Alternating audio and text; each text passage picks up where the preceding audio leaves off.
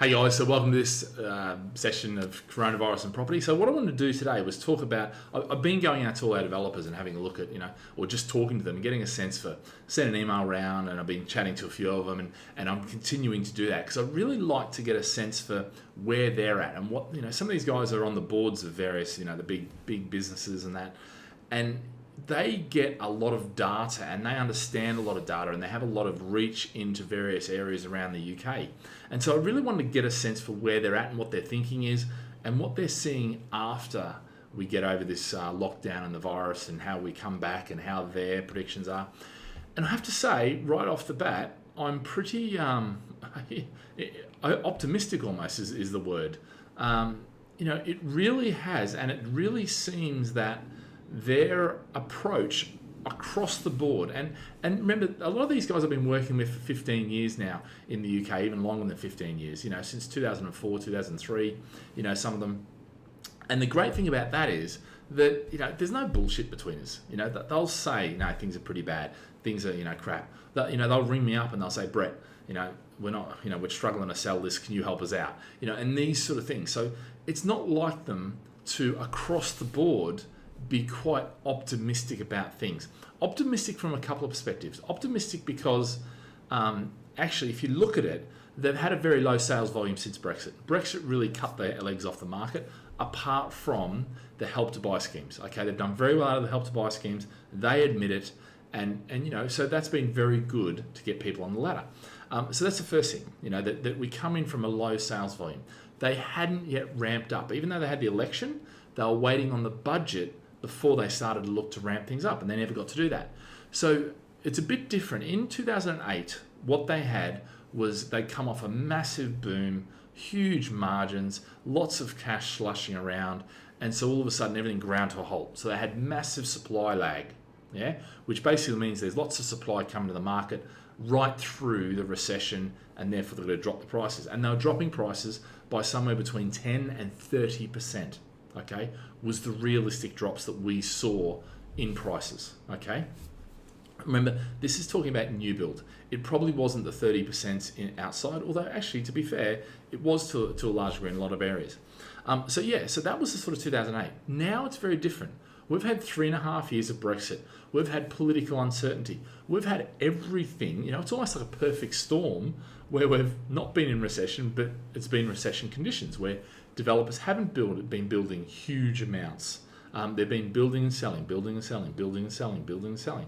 And they've been selling to owner-occupiers, which generally buy at the end of the cycle rather than off-plan investors, which buy at the start of the cycle. So there's a lot of these sort of factors which are going into the reasons why they're quite comfortable with how things are. And actually, they're across the board, they're not as concerned as I thought they would be. Now, a couple of them have said, and I think this is really apt and really interesting, is that actually they haven't got the margins. So regardless of whether prices drop or not, if prices drop and they can't sell and they can't hold out until prices increase, then they're going to be in a position where some of those sites are going to be repossessed. And they'll have to do fire sales and the bank will take them back. So there's a lot of banks now getting involved to work out where things are at. There's lots of scenarioizing going on about, what happens if prices drop 5%, 10%, 20%, 30%, and that sort of thing, which that's normal to go on. That's absolutely normal. I'm not surprised by that. But whereas they had the margin in 2008, they haven't got the margin now. The reality is across the board, what we were saying, and the biggest discount that, because I'm in it for myself and in it for you guys, as investors. So I'm like, okay, what can we do? What can you do? What's likely to be the best you can do? Because what I'd rather do is go out to my investors now and say, right, we've got 10%, than to do, okay, now we've got 2%, and now we've got 3%, now we've got 4%, now we've got 5%, and eventually at 10%. That's not the way to do it. It's better to just drop it now, and then we look at building it up from there.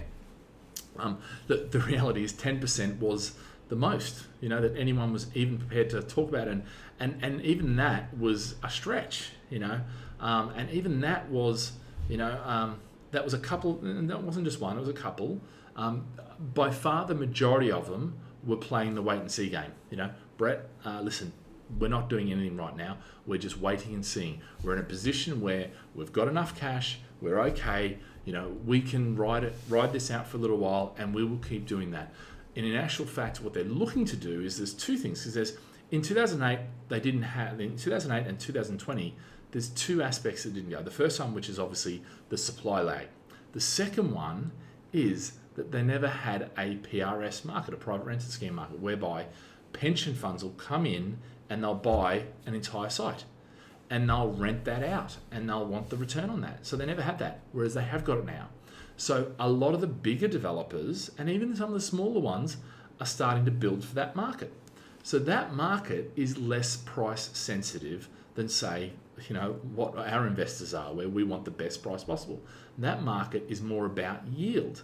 So there's a lot of different factors going on here that mean actually, prices may not be dropping as much. Now, we can't avoid the economic reality that is if everyone becomes unemployed, if businesses grind to a halt, if inflation shoots through the roof, if all these sort of massive things happen, then yeah, potentially we're in for a doozer and prices will drop. But if that's the case, it seems for the most part, we're going to have lots and lots of developers going bust, prices going free fall, and it's all going to, turn to crap.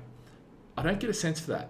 I really don't get a sense for that, talking around and that's why I feel optimistic, because I'm sitting here and, I'm spending every day researching and reading articles and, I'm spending probably 4 hours a day reading right now, just, reading YouTube videos, all this sort of stuff, getting different opinions on things and then doing these videos.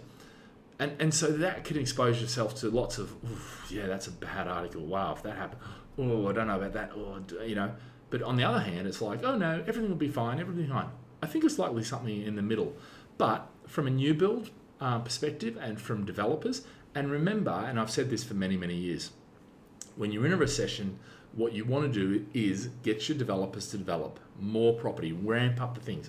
So I think what you're going to see is stimulus going into this to get the market moving, because that employs plumbers and brickies and all these sort of aspects of the whole supply chain. And when you get that supply chain working, you come out of recession a lot quicker than doing what we did last time, which was austerity and not do anything. Yeah, and then we had this 10-year austerity recession.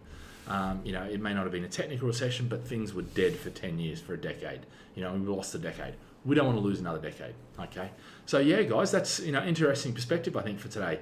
And I have to say, I'm a little smirk on the face, and that may get wiped off. It may well get wiped off. It may be that things turn to crap. But I have to say, looking at the broad spectrum of things, I'm not actually as concerned as I could have been. And understand, we've got over 40 staff, and so I have to be aware of what's going on. I have to be, because they've got salaries, they rely on me for guidance in what's direction, that sort of stuff. But actually I'm getting more and more confident. I'm getting more and more confident in the government. I'm getting more and more confident in the stimulus package working. I'm getting more and more confident in the tenants, who are playing their part, the landlords that are playing their part. And it just seems like everybody is coming together. It's an amazing thing after 3.5 years of Brexit, where everybody was pulling apart, and all of a sudden now everyone's coming together. It's a bloody impressive to see. So yeah, guys, that's my perspective for today. Have a great day. Stay safe, stay healthy, and still stay at home till the 7th of May. But hopefully we're out soon. It's certainly looking like it is looking a lot more confident now. The rates of deaths are coming down, and that's good. That's what we want to see. So yeah, I imagine we can start seeing some more the light at the end of the tunnel. All right, guys. Speak to you soon. See ya. Bye.